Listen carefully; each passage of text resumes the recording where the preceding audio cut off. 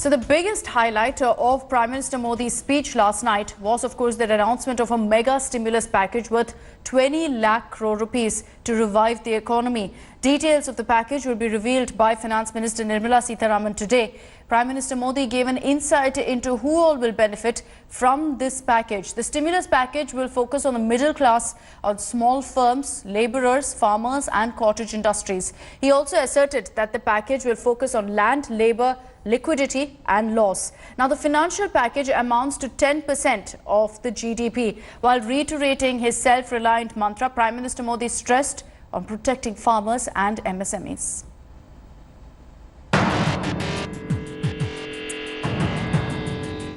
Corona संकट का सामना करते हुए नए संकल्प के साथ मैं आज एक विशेष आर्थिक पैकेज की घोषणा कर रहा हूं। यह आर्थिक पैकेज आत्मनिर्भर भारत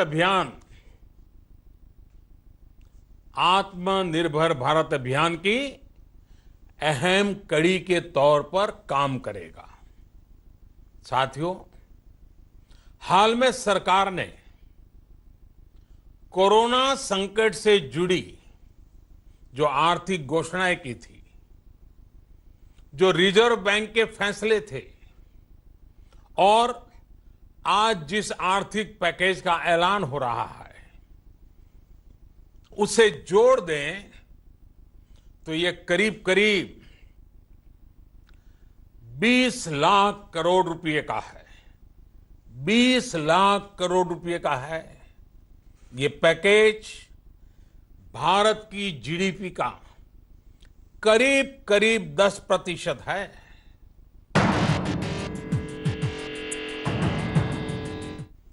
जनधन, आधार, मोबाइल, जेम की त्रिशक्ति से जुड़ा सिर्फ एक रिफॉर्म था, जिसका असर हमने अभी देखा। अब रिफॉर्म्स के उस दायरे को व्यापक करना है, नई ऊंचाई देनी है। ये रिफॉर्म्स खेती से जुड़ी पूरी सप्लाई चेन में होंगे, ताकि किसान भी सशक्त हो और भविष्य में कोरोना जैसी किसी दूसरे संकट में कृषि पर कम से कम असर हो। Now, we also spoke to Sanjeev Sanyal, Principal Economic Advisor to the Government of India. Here's what he had to say about this 20 lakh crore stimulus package. Can you begin by explaining to us what you believe will be the contours of this 20 lakh crore rupee financial package? Well, obviously, I can't speak about the details of what they are. That's the finance minister's prerogative, and you will get it in the next day or two. So it's you just have to wait a little bit. But let me say that this package, this speech that you just heard, will be remembered for decades in the way that the 1991 speech of Manmohan Singh was remembered. Because this is not just about a stimulus package for this particular moment. This is a rebooting of the Indian economy in a very fundamental way. So I think you need just give me a minute or two to explain what I mean. You see, the speech talked about Atmanirbhar Bharat, of self-reliant and resilient India. Now there is a danger here, of course, that some people will interpret this as a return to, autarkic self-import substitution or license permit Raj. This is totally not the intention. The idea here, very clearly articulated by the Prime Minister, is we want to insert ourselves into global supply chains. We want to leverage our strengths, which are domestic demand, our talents, build out world-class infrastructure, and we are willing to look at whatever it has to be rethought, fundamentally rewired in order to do this. But what changes? A lot of this could have been said in year 1, 2, 3, 4. Make in India, your big manufacturing push was a lot of the same ideas. What changes in substance, Mr. Sanyal? So I'll just give you a few examples, some of which is already on the way. We have talked for years about labor reforms. Labor reforms were being discussed when I was in university. 25 odd years ago. So you already begun to see the states beginning to push them out. You are beginning to see serious reforms in the APMC, something that people never thought would happen at the state level. At the national level, we've already seen in just a few months ago, corporate tax rates reduced to very, very competitive levels. We are willing to go back and look at the fundamentals of the system and rewire them. That's the point that the Prime Minister wanted to make. A day after his Jan Se Jag Tak mantra, Prime Minister Narendra Modi now made a strong pitch for a self-reliant India. Now, in fact, this was a speech last evening that lasted 33 minutes, and Prime Minister Modi not only announced a mega stimulus package, but also shared his 5 pillars for a strong, self-reliant India. Prime Minister Modi listed his 5 pillars, namely infrastructure, economy, system, demography and demand. He stressed on the fact that India must realize its potential as the lead player in the 21st century by focusing on self-reliance. The Prime Minister said that India needs to fight coronavirus as well as carry on other activities. He said that where there's a will, there's a way, and asked people to change the coronavirus crisis into an opportunity for India.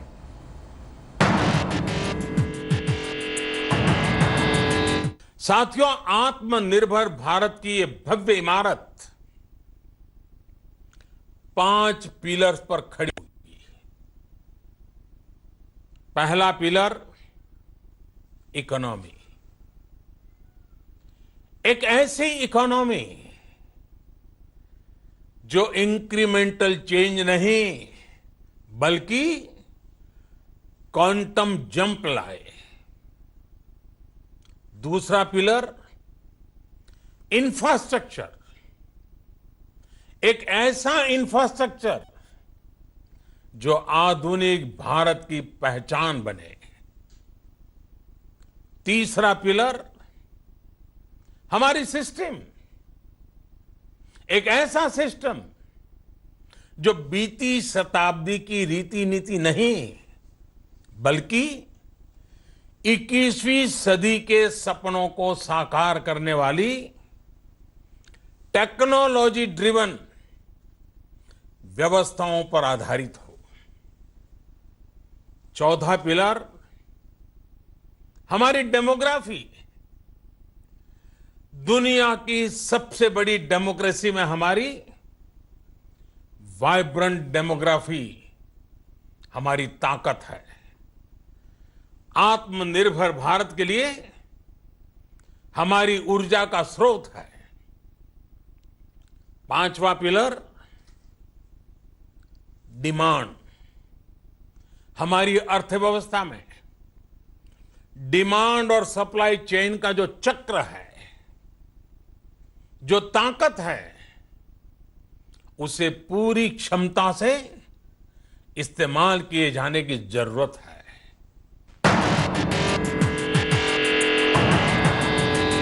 साथियों, एक राष्ट्र के रूप में आज हम एक बहुत अहम मोड़ पर खड़े हैं। इतनी बड़ी आपदा भारत के लिए एक संकेत लेकर आई है, एक संदेश लेकर आई है, एक अवसर लेकर आई है।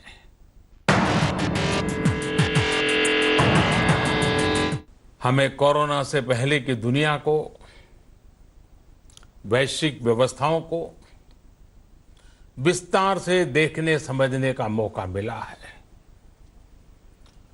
कोरोना संकट के बाद भी दुनिया में जो स्थितियां बन रही हैं, उसे भी हम निरंतर देख रहे हैं। जब हम दोनों कालखंडों को भारत के नजरिए से देखते हैं तो लगता है कि 21वीं सदी भारत की हो, ये हमारा सपना ही नहीं, ये हम सभी की जिम्मेदारी भी है। Now, Prime Minister Modi, in his 5th address to the nation last evening, also announced the 4th phase of the lockdown. Prime Minister Modi said that the 4th lockdown will have a new form and details of the same will be shared before May 18th after taking into account suggestions from different states. Prime Minister Modi, in his virtual meeting with all the chief ministers that had happened on Monday, had asked state governments to submit a blueprint on the lockdown exit strategy by May 15th. Now, Prime Minister's Lockdown 4.0 announcement comes 5 days before the scheduled end of the third phase of the lockdown on May 17th.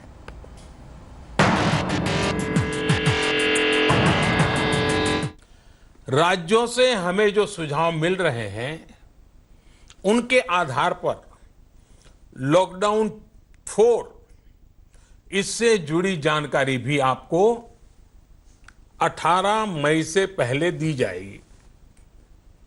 मुझे पूरा भरोसा है कि नियमों का पालन करते हुए हम कोरोना से लड़ेंगे भी और आगे भी बढ़ेंगे।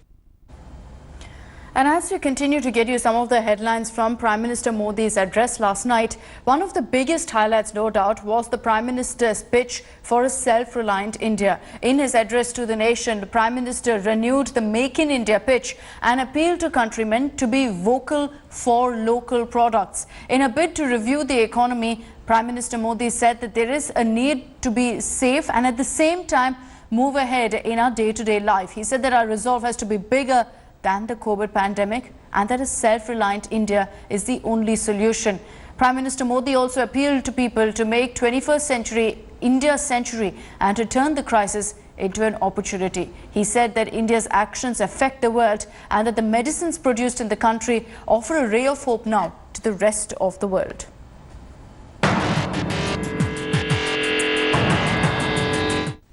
आज से हर भारतवासी को अपने लोकल के लिए वोकल बनना है। लोकल के लिए वोकल बनना है। न सिर्फ लोकल प्रोडक्ट्स खरीदने हैं बल्कि उनका गर्व से प्रचार भी करना है। मुझे पूरा विश्वास है कि हमारा देश ऐसा कर सकता है। Hello everyone, this is Rahul Kamal here. Hope you enjoyed this video. For the latest news and analysis, like and subscribe the India Today YouTube channel and don't forget to press the bell icon to stay updated.